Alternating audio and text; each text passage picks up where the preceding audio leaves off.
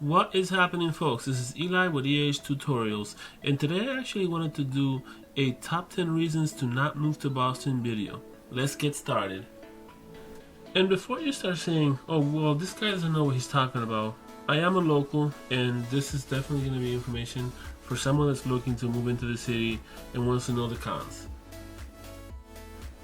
As many of you may know, the area where Boston is today was settled by British Puritans back in the day. It was a territory of England and then eventually became a part of the United States. Now that's a whole different story. I don't want to get too deep into history because this is not a history lesson. So let's get started with the countdown. Number 1 is Boston pride. Yes, you heard it here. People in Boston are very proud, and they always will tell you about how much they feel about this city, how good the city is, how better it is than other cities. So you're going to run into a lot of people like that here, especially if you go to Southie or if you go to different parts of the city. So you're going to see that. Number 2 is alcohol abuse. Now, I don't want to categorize anyone as an alcoholic, but the reality is that here in Boston there's a lot of alcohol abuse, and you can tell by when you go and you drive around and you see how crazy the drivers are, but also in the bars. Everybody just wants to drink, and sometimes people get into fights, and it's just a pretty crazy place, and depending if you're in the wrong place at the wrong time, things can go pretty crazy. So that's something to look out if you're planning to move to Boston. Number 3 is crazy sport fans. You're going to have a lot of crazy sports fans here in the city. We pretty much have the Red Sox people that are extremely can be very hostile towards other teams, especially the Yankees. So you're going to see that a lot here if you come to Boston. Number 4 is the Boston accent. A lot of people don't realize this, but we do have an accent here in Boston, and pretty much a lot of people have it, and some people don't like the way that we sound. Now, I don't think I personally have it, but there's some people that do have it that I know in my family and friends as well. So if you're a person that hates that accent from Boston, then this is going to be a big annoyance because a lot of people do speak like that. Number 5 is traffic. Yes, you're going to get a lot of traffic here in Boston, especially in the area of, let's just say, the Back Bay area, or even if you go through the Beacon Hill, or if you're in that area where Haymarket is and the North End, you're going to find a lot of traffic, and it's going to be hard to get around, literally, because it's a place where there's just so much stuff going on. It's a big city, and in that area, everybody walks, but there's also tons of cars, and it's just awful. Number 6, it's a very expensive city. Yes, if you're going to plan to live in Boston, you're going to pay a lot of money for just living here for regular groceries. The taxes are a little bit high, so you're going to have to deal with that. There's also real estate prices are also pretty high as well. So that is going to be a problem here in Boston if you plan to move here. Number 7 is parking. Yes, if you're going to plan to live in this city, definitely do not come with a car because it's going to be a headache to park, especially if you're in the downtown area or if you're in the North End. They do have permit parking, and they also have resident parking as well.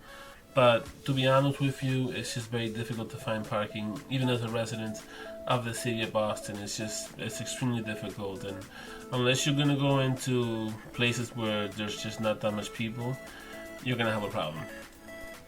Number 8, you will never be the smartest person in this city. There's so many intelligent people here, especially due to the universities that we have around here, such as Suffolk University. We have Harvard, basically in Cambridge next door. We have MIT, one of the biggest schools in the country, elite schools. Then you have Northeastern and so many others. Education here is very readily available, which means that a lot of people are educated, and you have a lot of people that basically are going to be smarter than you, no matter what. Number 9 is winters can be brutal, and they will be. Pretty much Boston gets really cold during, I would say, January to at least March, and you get really cold weather also during Christmas time sometimes, and even starting in November. I mean, it gets really bad. we have a thing called nor'easters, and it's pretty much basically a snowstorm that's really crazy. I'm gonna post a photo of a nor'easter, a recent nor'easter that we had to deal with here, so you can take a look at it. But basically, yeah, it's a very cold place, a lot of snow, and it's also bad in the summertime too, because you have the crazy weather from the summertime as well. It gets really hot, so it's either very hot or very cold, and very little time when you talk about spring and also fall. Sometimes you don't even get a fall. That's how bad it is. And the last one, which is number 10, is rent prices.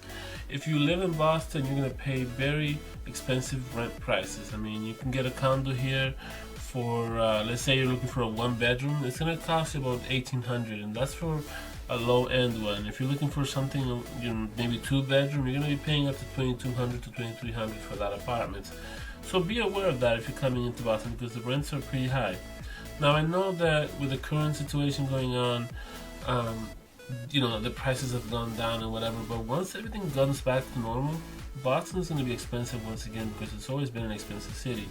There was a time when I was younger where it wasn't as expensive, but I can tell you that it has gone to the point where these prices are just ridiculous. I mean, some of these apartments are up to $2,500. And don't even let me get started on real estate. If you're looking to buy a property over here, to buy a condo, you're going to pay about $500,000, and that's like in one of these little triple-decker houses that you see here in this video. So that's something you're going to see on Boston. I hope this video helps you out and makes it easy for you to make an educated decision on whether you want to live here or not.